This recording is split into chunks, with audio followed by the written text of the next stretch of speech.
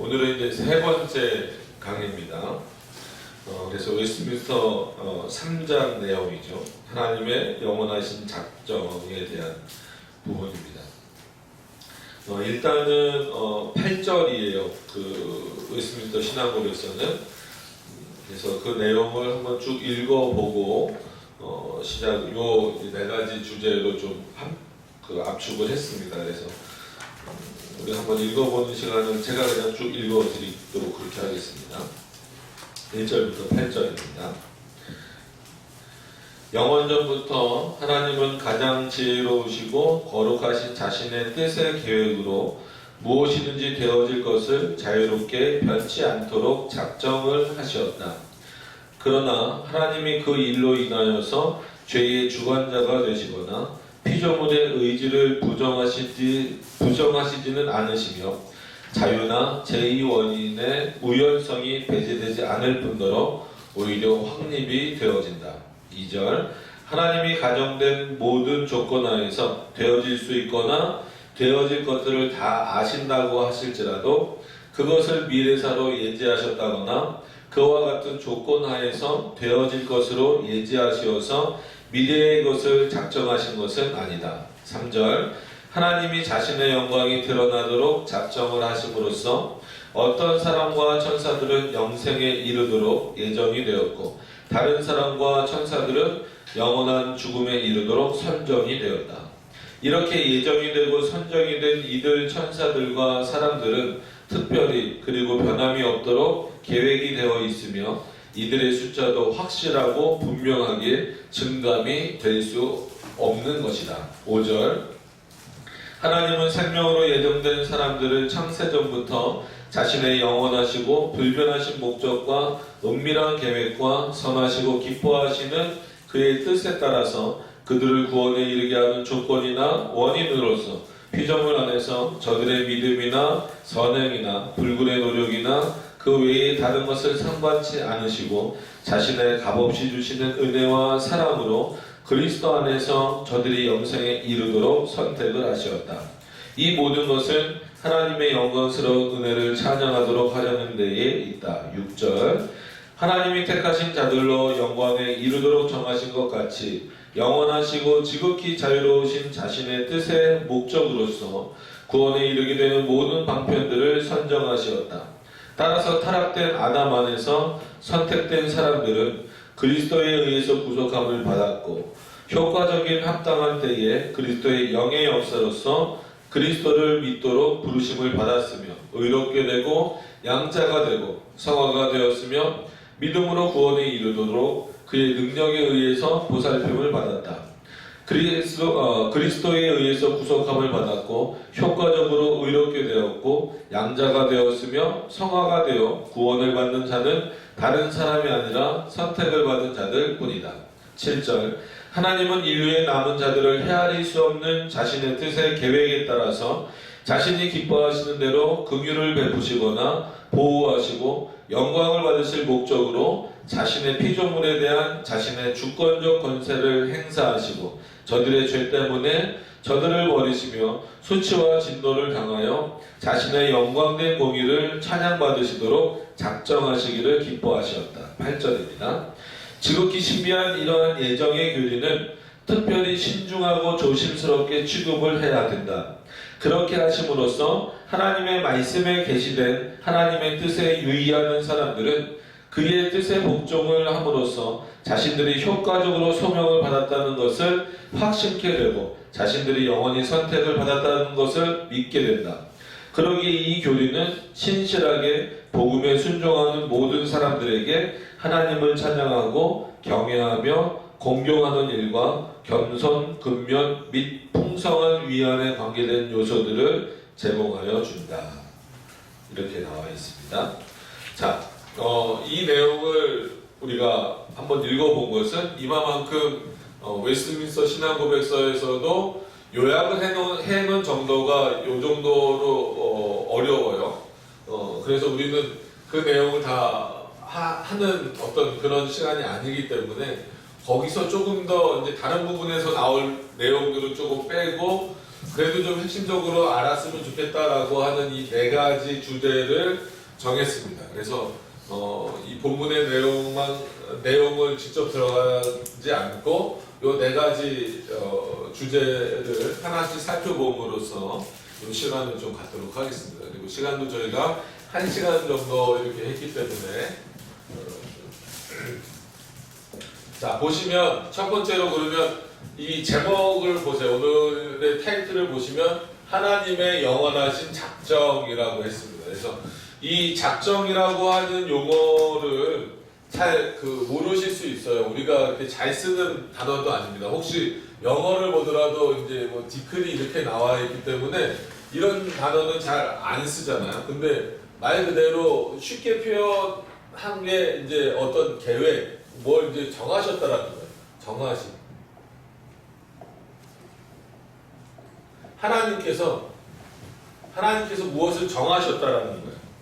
그럼 무엇을 정하셨는가? 그것을 이제 살펴보는 게 이제 대단히 중요합니다. 왜냐하면 하나님께서는 우리를 지금도 이끌어 가시고 계시는 분이에요. 그래서 하나님은 뒷짐을 지고 계신 분이 아니라고 여러 번 말씀을 드린 것처럼 우리와 함께 하시기도 하지만 우리를 이렇게 인도하시는 분으로서 분명한 계획을 갖고 계신 분이라는 거예요. 그러니까 우리가 어떻게 변하는가에 따라서 움직이시는 분이 아니라 하나님이 주인이 되셔서 보통 뭐 주체라는 표현을 쓰기도 하지만 이 작정이라는 말은 다시 말하면 하나님이 모든 것의 주인이시다. 이 부분이 이게 이제 중요한 내용이죠. 왜냐하면 하나님이 정하셨기 때문에 그렇습니다. 그러면 첫 번째로 우리가 살펴볼게요. 하나님의 계획이 무엇인가? 그래서 작정을 뭐 바로 계획이라고 이렇게 표현하기는 좀 그렇지만 그래도 이런 계획이라는 의미가 들어 있어요. 그래서 우리의 이해를 좀 돕기 위해서 설계도라는 것도 적어놨습니다. 그래서 이것도 이제 교회에서도 몇 번 예를 들었던 건데, 예를 들어서 이만한 땅에다가 공사를 이렇게 시작을 해요. 그러면은 어린 아이들과 같은 아이들이 볼 때는 공사를 할 때 뭐 포크레인이 와서 이렇게 공사를 하거나 아니면 사람들이 와서 뭐 삽으로 이렇게 공사를 하거나 아니면 기계가 와서 이렇게 공사를 하는 그 순간에 보면서 이제 공사가 시작되었구나 라고 생각을 한단 말이에요. 근데 그거는 전형적으로 이제 어린 아이의 시각이죠. 이걸 어떤 신앙의 표현으로 말하면 아직 성숙하지 못한 그런 어떤 수준에서의 신앙입니다. 그러나 다 아시는 거대로 왜 설계도라고 말씀을 드렸냐면, 예를 들어서 이 건물이나 저희가 이제 여기로 옮겨서 이제 예배를 드리잖아요. 그러면 이거를 이렇게 슈퍼를 했던 자리를 이렇게 꾸미는 데 있어서도 그냥 와갖고 그냥 뭐 이런 거 달고 하는 게 아니에요. 어떻게 하고 뭐 여기는 어떻게 하고 여기는 어떻게 꾸미고 그런 게 이제 설계도입니다. 그래서 이미 이 설계도 안에서는 이 건물은 어떻게 된 거예요? 완성되어 있는 거예요. 눈으로 보이는 완성은, 그러니까 우리의 눈, 그러니까 인간의 눈이라고 합시다. 사람의 눈이 좋겠죠.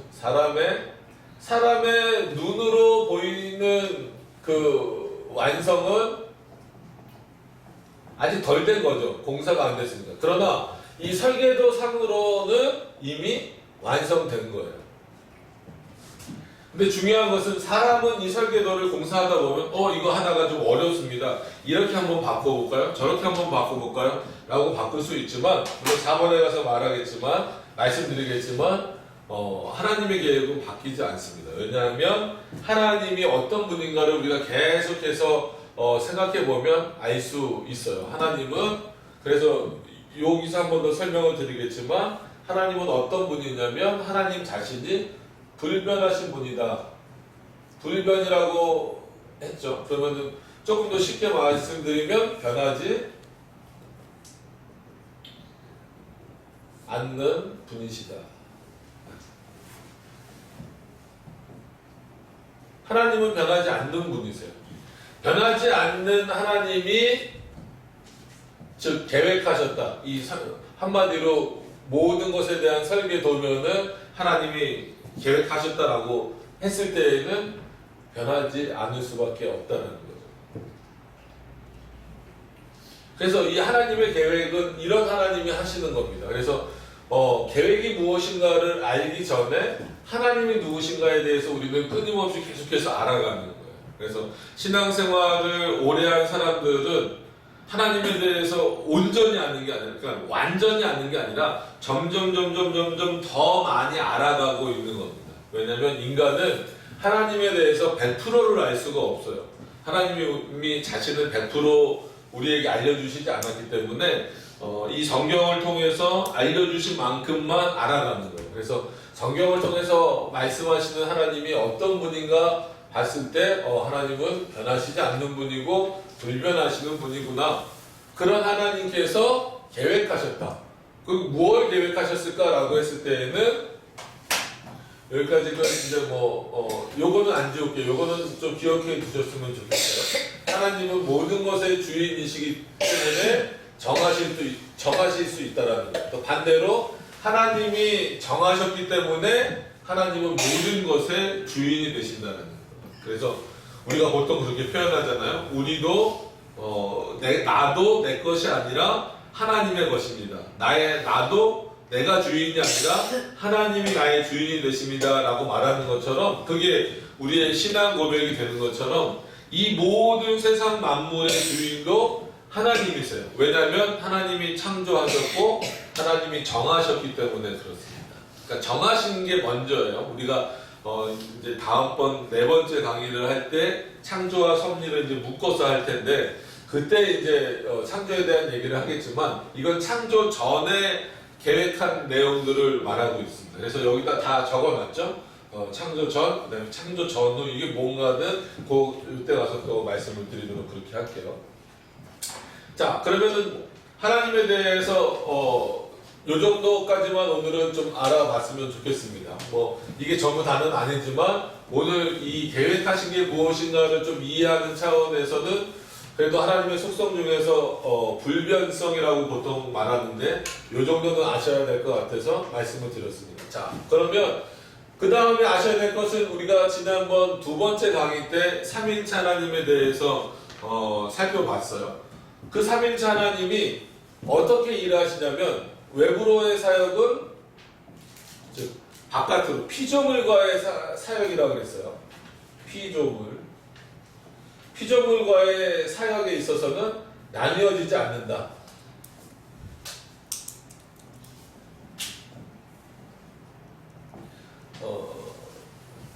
이거는 계속 기억을 하고 계셔야 됩니다. 이런 어떤 하나님이시기 때문에 그 하나님이 이 모든 것들을 계획하실 때 의논을 하시는 거예요. 근데 이 의논은 우리처럼 모여서 이렇게 어떤 회의를 하거나 서로 의견을 내거나 이런 차원은 아니에요. 그러니까 성부, 성자, 성령 이 세 위격이 어떻게 하셨는지는 잘 몰라요. 그래서 우리가 배제하는 거 있잖아요. 이건 잘못된 거다라고 말할 때 마치 세 분 하나님이 서로 회의하신 것이다 라는 것은 잘못됐다라는 거예요. 그래서 디스커션의 개념은 아니라는 거죠. 그러니까 회의, 토의 이런 방식은 아니에요. 우리가 알 수는 없어요. 이 의논을. 이 의논이라는 것이 무엇인지는 모르는데 이 의논에 따라서 뜻은 알 수 있죠. 그래서 뜻을 세우셨다라는 거예요. 우리도 어떤 목적을 세우거나 이제 2020년 새해가 됐으니까 여러분들 개인적으로 어떤 목표나 목적이나 이루고자 하는 내용들을 세우셨을 거 아니에요. 계획을 세우셨을 거 아니에요. 그런 거를 할 때 우리가 표현할 때 뭐라고 씁니까? 계획을 했다라고 쓰기도 하지만 내가 이것을 하기로 뜻을 다잡았다 이런 표현을 쓰잖아요. 그런 의미로서 삼위일체 하나님의 의논에 따라서 이거는 어려운 개념이기 때문에 그냥 외우시는 게 제일 좋아요. 의논에 따라서 뜻을 세우시고 근데 이 뜻은 무엇이냐라고 했을 때에는 여기 이제 다 나와 있긴 하지만 모든 세상의 대해서. 그래서 이 안에 되게 많이 표현할 수 있어요. 모든 세상에 대해서 정하셨다. 모든 세상에 대해서 모든 것을 정하셨다. 근데 시기가 언제냐라고 했을 때 아까 말씀드린 대로 창조 전이다. 그러면은 어떤 것들에 대해서 정하셨을까라고 했을 때 말 그대로 모든인데 우리의 그 이해의 한계 안에서 좀 생각해 보면 모든 세상, 그죠? 우주까지 다 포함된 겁니다. 아직도 뭐 과학자들은 발견하고 있다라고 하는 이 우주까지 다 포함된 거고 모든 세상, 그 다음에 모든 인류.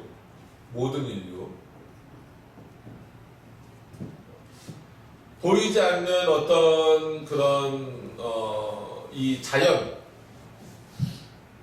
자연의 질서, 이런 모든 것도 하나님의 뜻, 즉 하나님의 계획 안에 전부 다 들어가 있는 거예요. 그러니까 여기서 이제 연결을 시키시면 돼요.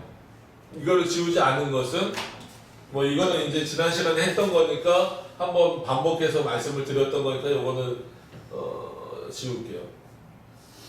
하나님이 계획하시고 뜻하셨다라는 것은 하나님이 모든 것의 주인이시기 때문에 이 우주의 주인도 되시고 인류의 주인도 되시고 자연의 주인도 되시고 질서를 세우신 자라는 거. 질서의 주인 뭐 그러면 조금 표현이 그러니까 질서를 세우신 자로서 하나님이 계시다라는 거예요. 이 부분을 절대 잊어버리시면 안 됩니다. 그래서 하나님이 뭘 계획하셨지? 모든 걸 계획하셨습니다. 정답은 그거예요.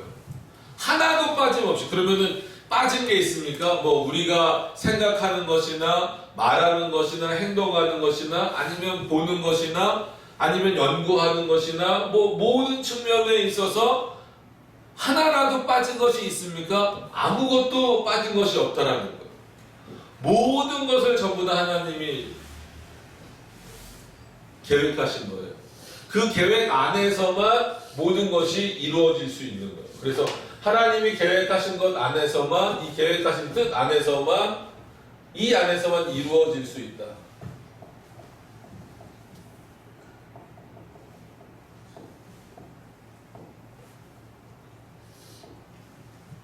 그래서 어린아이들 같은 경우가 물어봐요. 그럼 하나님이 자동차도 만드셨어요? 그럼 하나님이 자동차를 직접 만들지는 않으셨죠. 그럼에도 불구하고 거기에는 하나님의 역사 없이 될 수 없다라는 것을 여러분들 아셔야 되는 거예요. 왜? 그런 자동차를 만들 수 있는 지혜와 지식과 아니면 이런 자연에서 얻을 수 있는 그런 재료들, 그죠? 아무리 뭐 그 플라스틱이나 쇠나 이런 것들을 가공한다 할지라도 그런 모든 재료들을 어디서 얻을 수밖에 없어요. 자연에서 얻을 수밖에 없단 말이에요. 그래서 뭐 궁극적으로는 사람이 그거를 만들었다 할지라도 그런 지혜와 이런 것들은 하나님이 주신 거란 말이에요. 그렇기 때문에 어느 것 하나도 하나님의 뜻 안에서 벗어나는 것은 없다라고 하는 거. 그래서 왜 그러냐면 모든 것의 주인이시기 때문이다. 그래서 첫 번째로 말씀드리고 싶은 것은 하나님의 계획이 무엇인가? 모든 세상에 대해서 모든 되어질 것을 뭐 좀 자세하게 표현드리면 모든 되어질, 좀 이 표현이 그러면은 일어날 모든 것을 정하셨다라고 합니다.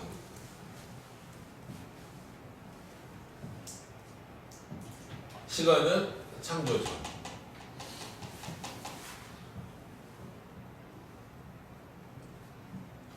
자, 그러면 첫 번째는 조금 이 정도 하시고 넘어가시면 두 번째 이제 그 작정은 무엇인가의 작정은 무엇인가. 그래서 단어는 여기 이렇게 써져 있어요. 근데 뭐 영어 단어를 보셔서 뭐 이해하실 수도 있지만 말 그대로 이거 아까 말씀드린 대로 정하셨다는 거거든요. 언제 그럼 자 시계로 나눠봅시다. 언제요? 창조 전에. 어떻게로 합시다. 어떻게 삼위일체 하나님의 의논에 따라서 이거는 어렵더라도 외우셔야 돼요. 왜냐하면 요즘에 자꾸 이 의논이라는 단어를 너무나 이제 약화시키려고 하는 부분들이 개혁신학 안에서도 많이 일어나고 있기 때문에 일부러 오늘은 아주 기초적인 내용을 저희들이 하는 거지만 그래도 이거는 그 기초적인 내용을 하는 것이지 본질적인 내용을 바꿔버리면 안 되는 거거든요. 그래서 이 의논은 그 계획이라고 이해를 하시더라도 그러니까 계획을 정하셨다 아니면 뜻이라고 이해를 하시더라도 의논이라는 단어는 꼭 기억을 하셨으면 좋겠어요. 이 의논에 따라서 계획하시고 뜻하셨다라고 하는 거예요. 그러면은 물음을 이렇게 할 수 있겠죠? 왜 그렇게 하셨을까? 왜 그렇게 하셨을까요? 이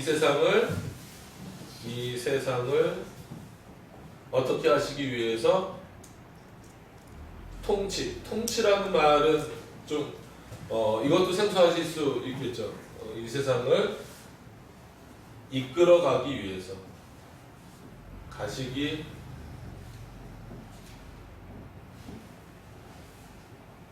이끌어가시기 위해서 누구 뜻대로? 여기 이제 중요한 것은 하나님 자신의 뜻대로.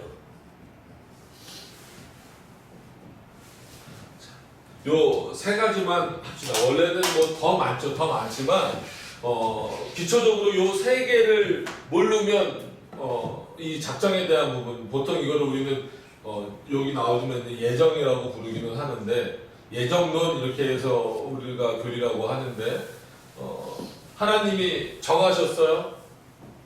언제 정하셨냐? 창조 전입니다. 그래서 이렇게 우리가 보통 여기를 이제 역사에 여기를 창조로 이렇게 놓고 여기를 예수 그리스도의 재림으로 저희는 봐야 돼요. 예수님의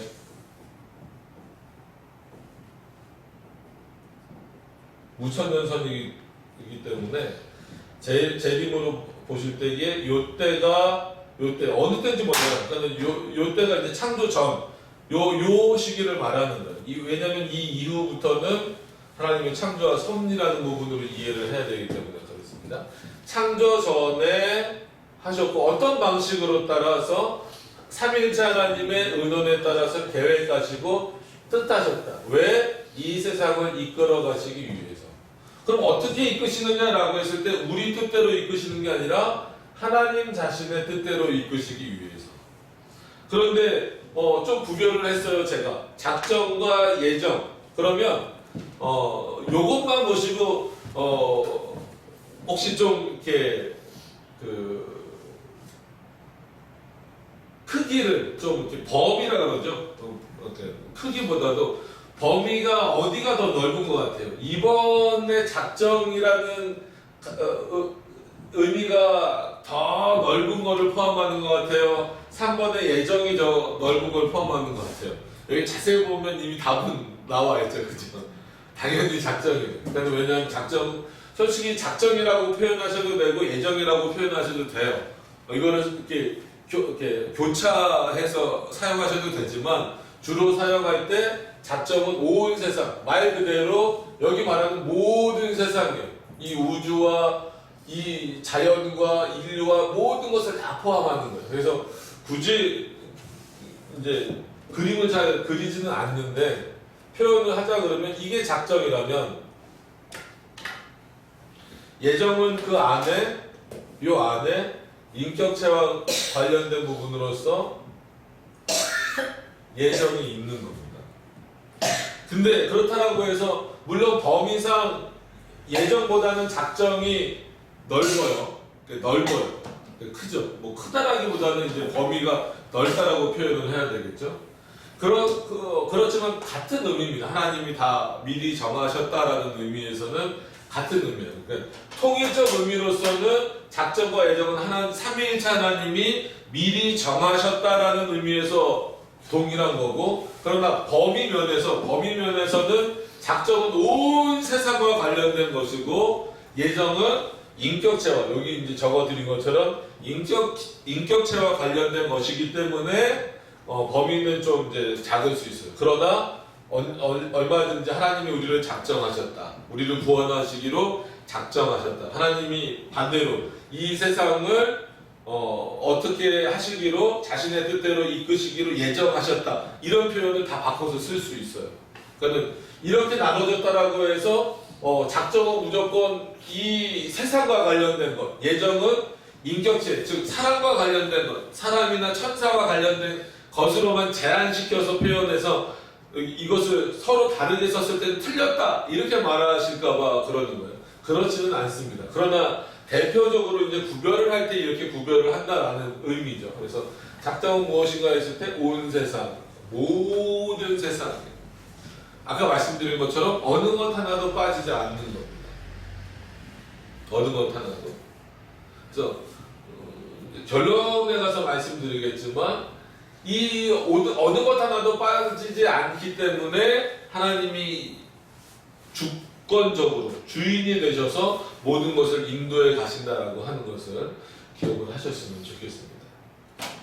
그러니까 이 부분이 중요해요. 이게 이제 이 하나님이 모든 것을 작정하셨다라는 것이 없으면 늘 말씀드렸던 것처럼 하나님은 마치 인간이 어떻게 사고하고 생각하는 대로 움직이게 되거나, 아니면 큰 일에만 개입하시게 되거나, 그래서 전쟁에만 개입하시고, 아니면 큰 자연재해나 이런 거에만 개입하시는 하나님, 이렇게 생각하는 사람들이 많이 있단 말이에요. 그리고 그런 일도 언제 벌어질지 하나님 자신도 모른다라고 한다면 굉장히 어떻게 보면 이게 정말 이런 하나님을 믿어야 되나 싶을 정도가 된다는 거죠. 그러니까 우리는 내일 일이 어떻게 될지 모르잖아요. 솔직한 얘기로. 1시간 뒤에 일을 잘 모른단 말이에요. 근데 하나님이 만약에 우리처럼 그러신다면 어떻게 될지 모르겠다. 나도 이 세상이 어떻게 될지 모르겠다. 내가 창조했지만, 그리고 나는 이 세상이 내가 원하는 대로 이렇게 흘러가길 바라지만 나도 모르겠다. 그 변수는 이 세상이 갖고 있고 너희가 갖고 있다라고 말하신다면 그 하나님을 온전하시고 완전하신 하나님이라고 부를 수 있느냐. 그래서 여기 이제 속서 거기서 결론적으로 말씀을 드리겠지만, 그렇지 않다라는 차원에서 하나님이 정하셔야만 모든 일이 이루어진다라고 하는 거예요. 그래서 우리에게는 우연이라는 단어를 우리는 얼마든지 쓸 수 있어요. 그죠? 우리는 우연이다. 지나가다가 우연히 만났어요. 우연히 일어난 일이에요.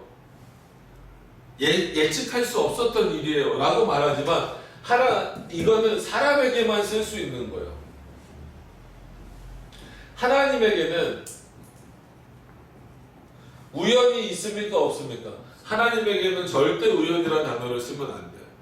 근데 많은 사람들이 하나님에게도 우연히 일어난 일처럼 표현하는 경우가 많아요.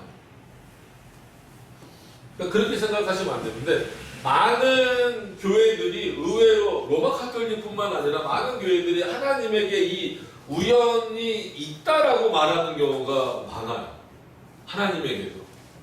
그러면은 하나님은 능력이 많으시니까 이 우연에 대처하실 수 있다, 이렇게 표현을 하는데 그렇지 않습니다. 물론 하나님이 갖고 계신 능력으로는 설사 우연이 있다 할지라도 대처하실 수 있어요. 그러나 하나님은 그런 능력이 있는 분이기 때문에 오히려 우연을 두시지 않는 거예요.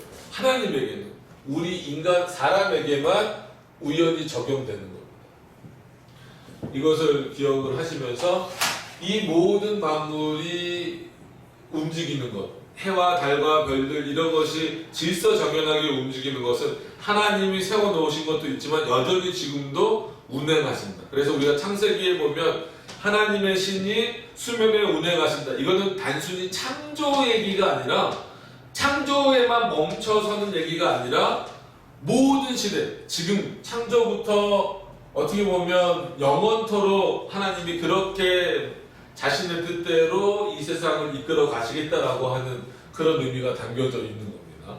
그래서 작정은 이 정도 이렇게 살펴보시면 될 것 같아요. 왜냐하면 예정전도 상당히 어렵기 때문에 이걸 하나하나 다 이제 살펴보셔야 될 겁니다. 그럼에도 불구하고 일단은 이 기본적인 내용들을 머릿속에 넣어놓고 하나하나씩 꺼내가면서 이렇게 살펴보시는 것하고 그냥 내용을 딱 접하시는 거하고는 또 달라요. 그렇기 때문에 요 외민도 8절이 요약되어 있는 겁니다. 그럼에도 불구하고 이것도 어렵기 때문에 다시 한 번 더 줄여놓은 거예요. 자, 그러면은 비슷한 내용인 것 같지만 요거는 이제 온 세상이고 요것도 같은 방식이에요. 근데 조금 이제 대상의 차이가 있는 거죠. 그래서 말씀드리면 작정과 예정을 굳이 구별을 한다면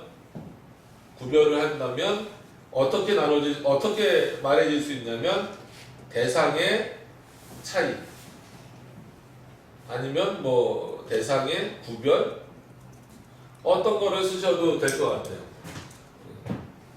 대상이 다르다. 이제 저희 아들 성재도 알아들으려면 차이 구별도 어렵다 그러면 대상이 다르다. 대상이란 말도 어렵다 그러면 뭘로 바꿔놓을 수 있을까요? 하나님이 정하신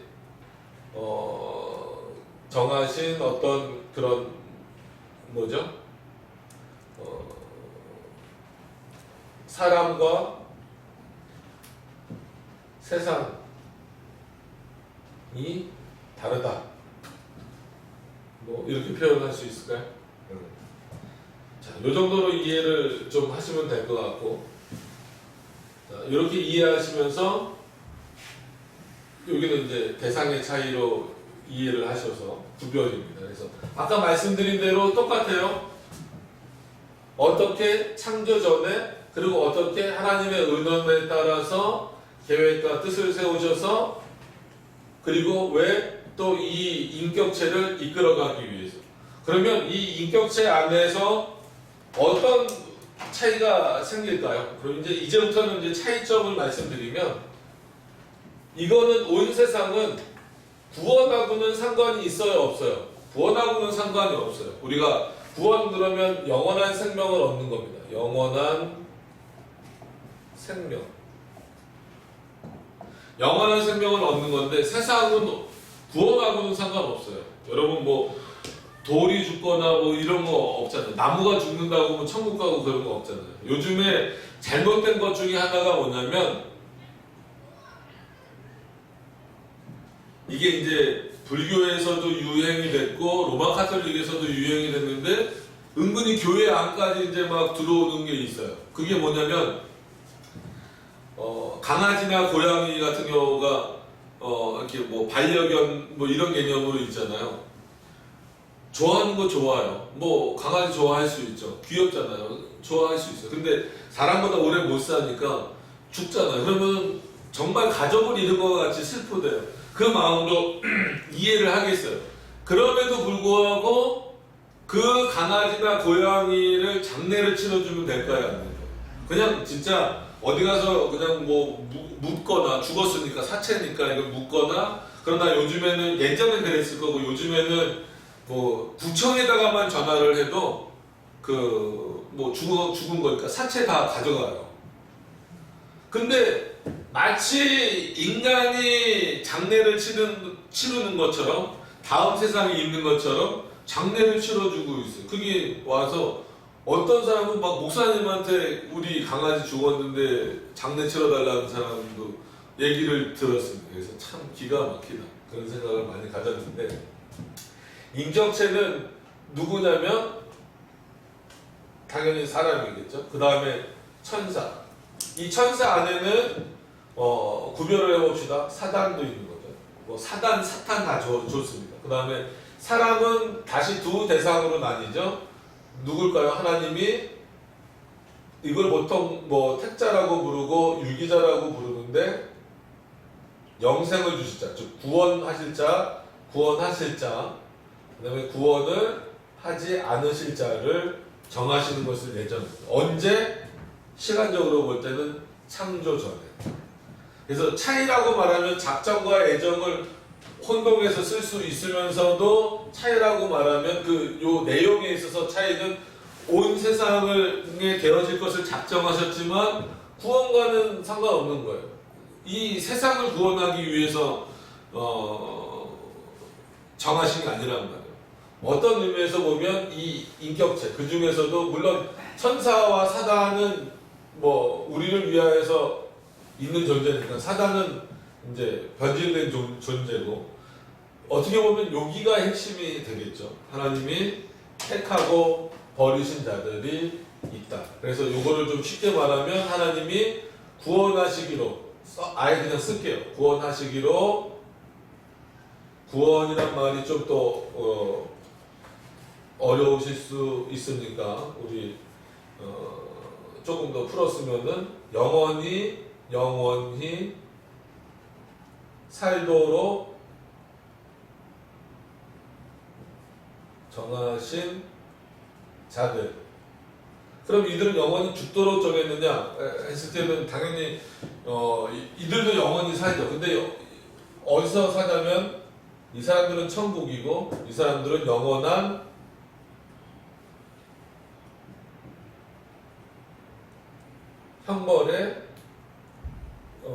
형벌에서 지내도록 정하신 자들. 그래서 여기 이제 지옥이라고 표현할 수 있겠지. 이게 이제 상당히 중요한 겁니다. 이 부분을 여러분 오늘은 뭐 다른 건 다 모르셔도 요거 하나만 확실하게 이해를 하셔도 오늘은 충분히 다 하신 겁니다. 그러니까 이 예정이란 것이 무엇인가라고 했을 때에는 주로 인격체와 관련된 건데 천사와 사단은 이미 정해졌잖아요. 창조되기 전부터 하나님 천사를 만드셨는데 그 천사 중에 일부가 타락해서 사단이 된 겁니다.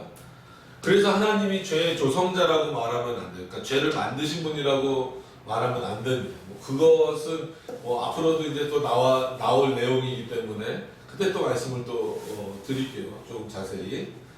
일단 오늘은 그럼 사람을 어떻게 하셨느냐? 창조 전에, 즉 요때라고 할 수 있겠죠. 요때에 택하시고 유기하신, 버리셨다.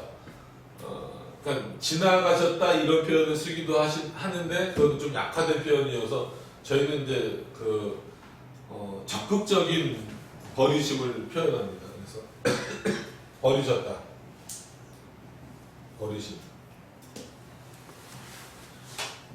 그러면 아까 마찬가지로 이 온 세상도 이 세상을 이끌어 가시기 위해서다라고 했을 때에는 요 두 대상도 택자들도 구원받기에 합당하게 하나님이 이끌어 가시는 길이 있어요. 그래서 그것을 뭐라고 말하냐면 구원의 길이다. 서정 그러면 좀 어려우니까 구원의 길. 그리고 이거는 뭐 유기의 길이라고 표현하는 분도 있고 또 그렇지 않은 분들도 있는데 유기의 길이다 이렇게 표현하기는 좀 그렇고 자신의 형벌을 받는 거예요. 자신의 죄로 형벌을 받는 거예요.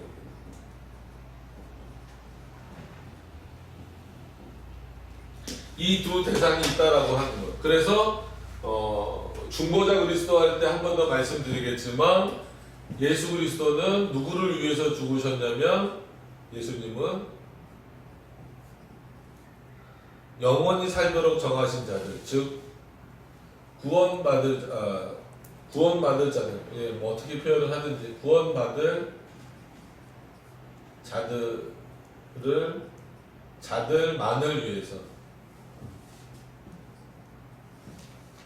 죽으셨다. 보통 그래서 그것을 예수 그리스도는 택자들을 위해서만 죽으셨다 이렇게 표현을 하는 겁니다. 그래서 이 예정은 무엇이냐면 결국은 구원받은 자들을 이끌어 가시는 어떤 그런 차원에서의 내용으로 이해를 하시면 제일 좋을 것 같습니다.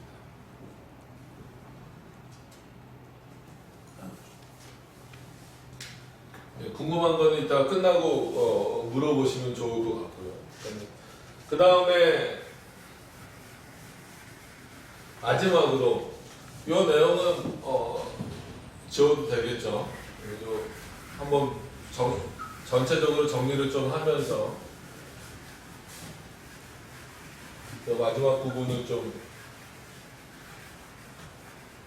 제목은 지우지 않을게요.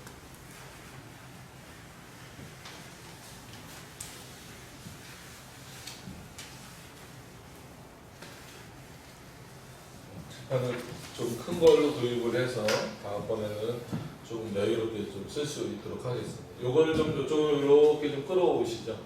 끌어오셔서 생각을 해보시면, 그러면 이런 하나님의 계획은 변할 수 있는가? 이 부분이 이제 중요합니다. 아무리 하나님이 계획하시는 분이다, 하나님이 작정하시는 분이다, 하나님이 예정하시는 분이다 라고 표현을 한다고 하더라도, 아무리 예정하시고 계획하셨어도 변할 수 있다 라고 한다면 진짜 예수 그리스도가 누구를 위해서 죽으셨는가 이거부터가 상당히 혼란스러워진다는 거예요. 그래서 하나님의 속성에 대해서 말합니다. 그래서 속성이라는 말이 좀 어렵죠.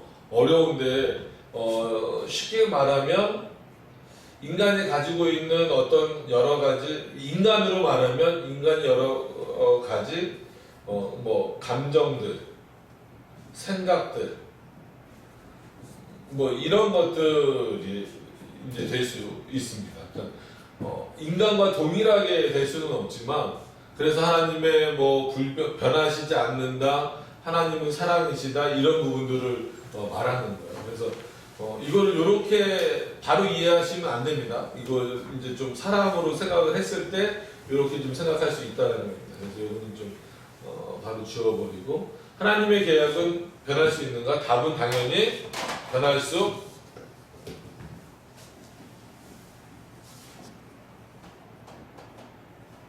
없다. 이 변할 수 없다. 변할 수 없다.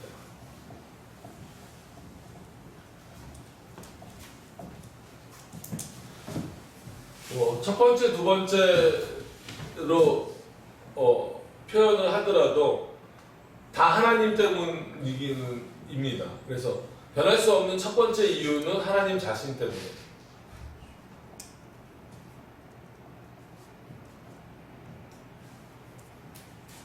하나님 자신 때문에서 이 하나님의 속성이 있겠죠.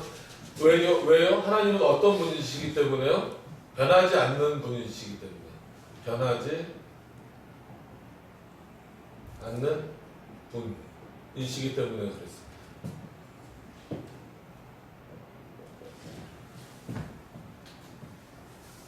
두 번째로, 그래서 저 의논을 써야 되는데 그 의논이 어려우니까 그냥 계획으로 하겠습니다. 하나님의 계획, 하나님의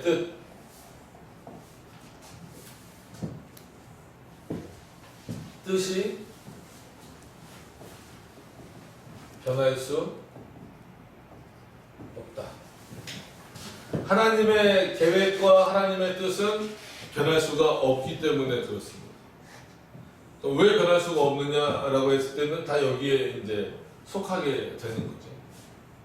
여기에 속하게 되는 거고, 아까 말씀드렸다시피 하나님의 뜻과 계획이 변한다, 변할 수 있다.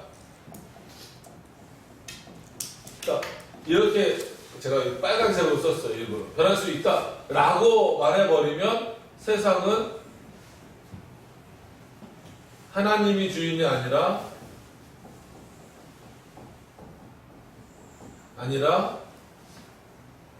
세상이 주인이 될 것이고 존재할 수가 없어요. 이거를 떠나서 존재 불가능.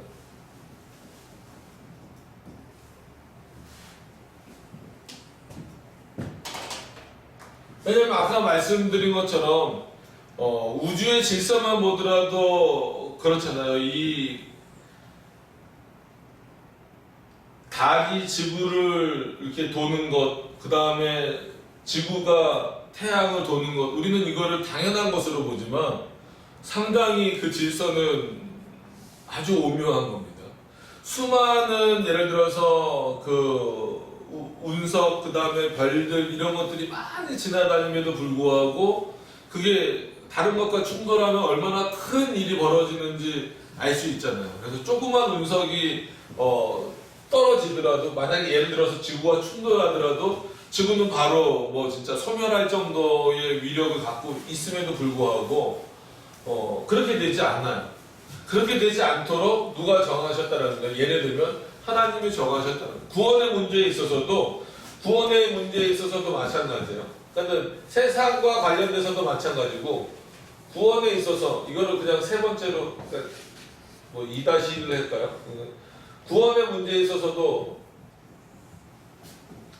바뀔 수 있다라고 하면은 한 번 받은 구원은 영원한 구원이 안 되는 거예요. 그럼 많은 사람들이 무서워서 떨 수밖에 없어요. 그리고 평생의 기도가 뭐가 될 수밖에 없습니까? 구원받게 해달라는 기도가 될 수밖에 없어요. 여러분, 구원받기 위해서 인간이 얼마나 노력을 해야 될까요? 어떻게 하면 하나님의 마음에 들 수 있을 것 같아요? 솔직한 얘기로 불가능하단 말이에요. 그런데 하나님이 정하셨다가 구원하시기로 정하셨다가 다시 마음을 바꾸셔서 구원하지 않기로 마음을 바꾸신다. 그래 버리면 정말 구원받을 사람이 아무도 없습니다. 왜냐하면 하나님의 그 마음에 들만한 사람은 한 명도 없어요. 아무리 하나님에 대해서 많이 안다 할지라도 또 하나님에 대해서 많이 공부했다 할지라도 하나님과 같이 그리고 하나님을 기쁘시게 하나님을 대신해서 뭔가를 할 수 있는 존재는 아무도 없기 때문에 그렇습니다. 그래서 이걸 이제 그냥 세 번째로 놓고 보면 구원의 문제에 있어서 변하지 않는다.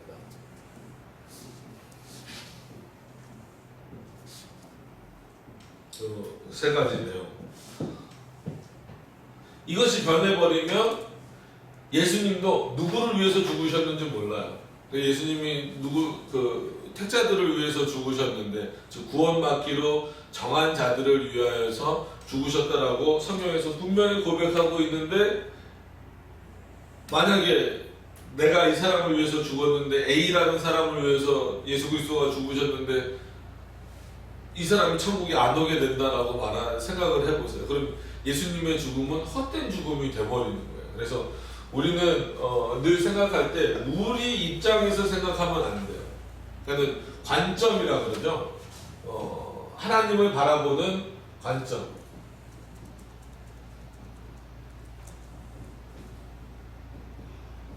시각,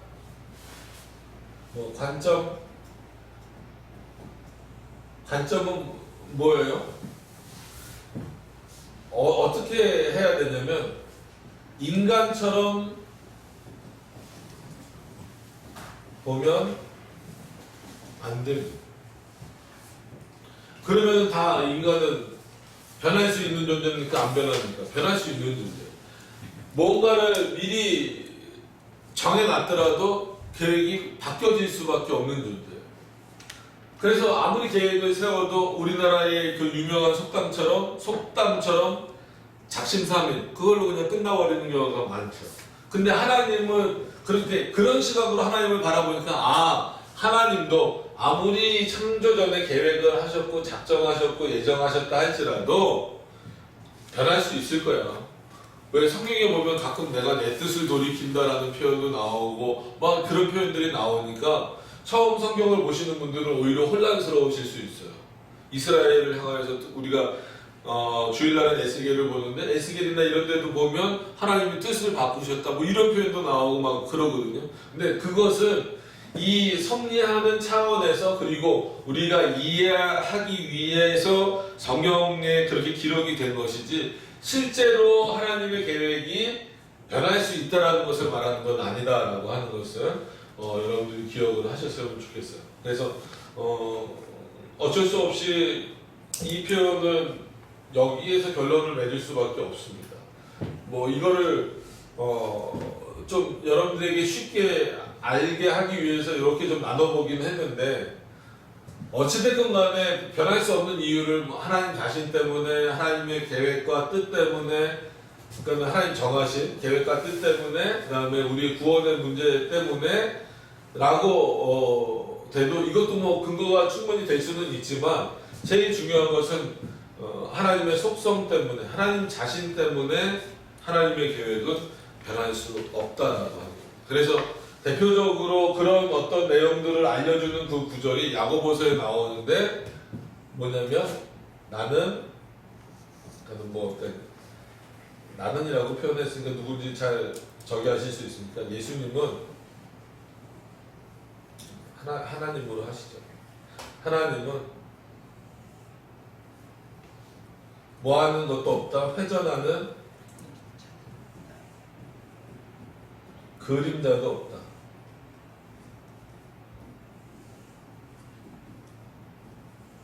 이게 왜, 이건 어떤 비유적인 표현이잖아요. 지금도 여기 이렇게 불이 켜져 있지만, 여러분들 이런 불에서도 그림자가 이렇게 생기죠. 제가 움직이는 거에 따라서 생기지만, 이거보다 더 잘 볼 수 있는 것은 이제 밝은 대낮에 햇빛 밑에 가서 보면, 그죠? 그림자가 내가 움직이는 거에 따라서 그림자도 어떻게 돼요? 변하잖아요. 이렇게 커졌다가 확 줄어들었다가. 근데 비유를 그렇게 드시는 거예요. 하나님은 만약에 하나님에게 해를 비춘다고 하더라도, 하나님이 이렇게 회전하실 때, 비유입니다. 실제 하나님 돈다는 얘기가 아니라, 하나님이 회전하신다라고 했을 때 그분은 그림자도 없다, 회전하는 그림자도 없다, 변하지 않는다. 이게 이제 불변성을 말하는 대표적인 구절 중에 하나입니다. 근데 이렇게 비쳤을 때 이렇게 보이고, 저렇게 비쳤을 때 저렇게 보이는 것으로 보이는 것처럼 하나님을 생각하거나 이해해서는 된다, 안 된다? 안 된다라는 거예요. 하나님은 어느 시대나 어느 때나 동일하시다라는 겁니다. 그래서 우리가 알고 계신 것처럼 구약 때나 아니면 신약 때나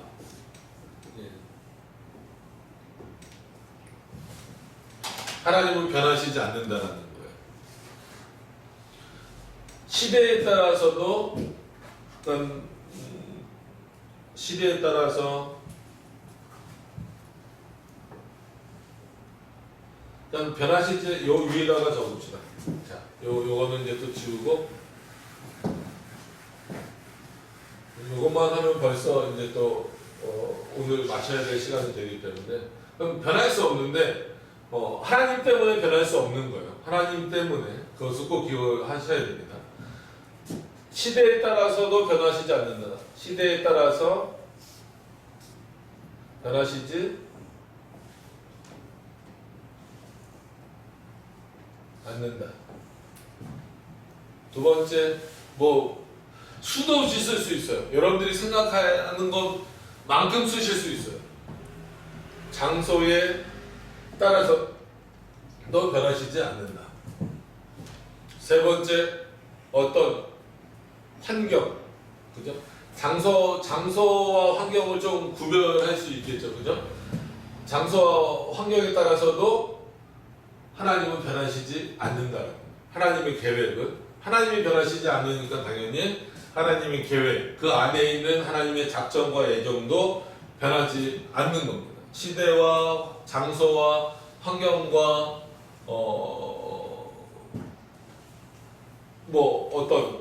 사람,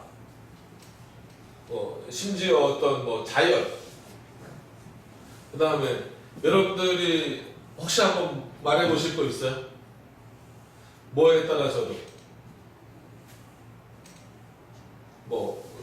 다 그냥 천사, 사단, 어떤 것에 따라서도 다 변하지 않으세요. 그래서 이런 그 내용이 어디에 나옵니까? 로마서에 대표적으로 나오잖아요. 로마서에 나오는데, 이 세상 일이나 아니면 미래 일이나 장래 일이나 천사나 사단이나 어떤 것으로도 그리스도 안에 있는 하나님의 사랑으로부터 너희를 끊을 수가 없다라고 말하고 계신 것처럼 이런 부분들은 뭐 더 많이 생각해서 쓸 수 있겠죠. 절대로 하나님은 변하시지 않아요.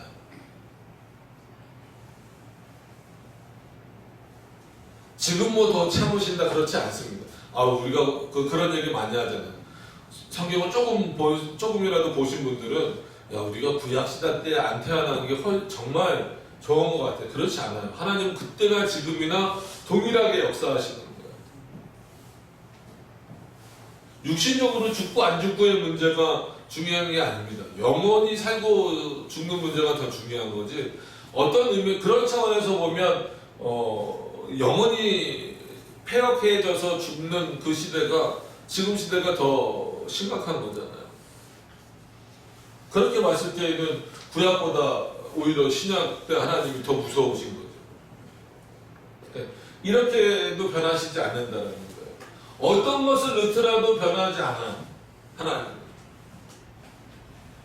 그리고 이거 지워버려. 안 좋다고 하면서 지워. 왜 그러냐면 모든 것의 주인이시기 때문에. 저와 여러분들의 주인이시기도 하면서 이 모든 세상, 심지어 하나님을 모르고 살고 있는 사람들에게 있어서도 주인이세요. 아까 여기 예전에서 말한 것처럼 택함받은 자들, 그리스도 안에서 택함받은 자들만 하나님이 주인이 되시는 것이 아니라 지옥에 갈 유기자들도, 즉 버려진 자들도 누가 주인이세요? 하나님이 주인이세요. 주인이니까 뭐 표현이 좀 그래서 그럴 수 있어도 마음대로 할 수 있는 거예요. 주인이니까 주인의 뜻대로 할 수 있는 겁니다. 그것을 여러분들이 꼭 이렇게 기억을 하셔서 이 예정론은 상당히 어렵지만 굉장히 중요한 부분이에요. 그래서 이 예정론을 신앙으로 고백하고 있느냐 아니면 고백하고 있지 않느냐가 나중에 이제 구원론, 뭐 교회론 아니면 뭐 신론 어느 부분에든지 다 영향을 미치듯이 미칠 만큼 상당히 중요한 내용입니다. 그러니까 그 중요한 내용 중에서 그래도 이 정도는 초신자거나 아니면 이제 그 신앙의 기초를 쌓아가시는 분들이라도 이 정도는 아셔야 된다라는 그 차원에서 네 가지를 말씀을 드렸습니다. 그러니까 이것을 꼭 기억하시고 계셨으면 좋겠어요. 그것을 우리가 웨스트민스터 신앙고백서에서는 하나님의 영원하신 작정이다 이렇게 부르고 있는 겁니다. 그래서 오늘도 여러분들이 이렇게 나왔지만 이 나오게 된 것은 이미 누구의 계획하에 있는 거예요? 하나님의 계획하에 있는 거예요.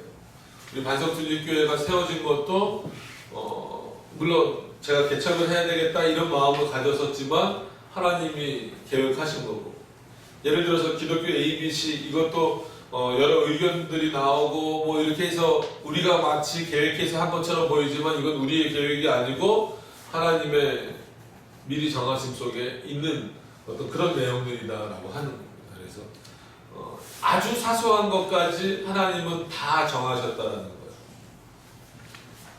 그러니까 이 예정론을 갖고 있는 것도 중요하지만, 즉 하나님이 모든 것을 정하셨다라는 것을 신앙으로 고백하는 것도 중요하지만, 그럼 어디까지냐, 어디까지 정하셨느냐라고 하는 것을 아는 것은 더 중요한 문제예요. 그래서 많은 사람들이 대부분 예정론을 고백하고 있으면서도 설마 이 정도까지 하셨을까 하지만, 이 정도까지가 아니라 어느 것 하나라도 바꿔서 말해야 돼요. 어느 것 하나라도 하나님의 뜻으로부터, 하나님의 계획으로부터 벗어날 수 있는 일은 아무것도 없다라고 하는 것을 반드시 기억하셨으면 좋겠습니다.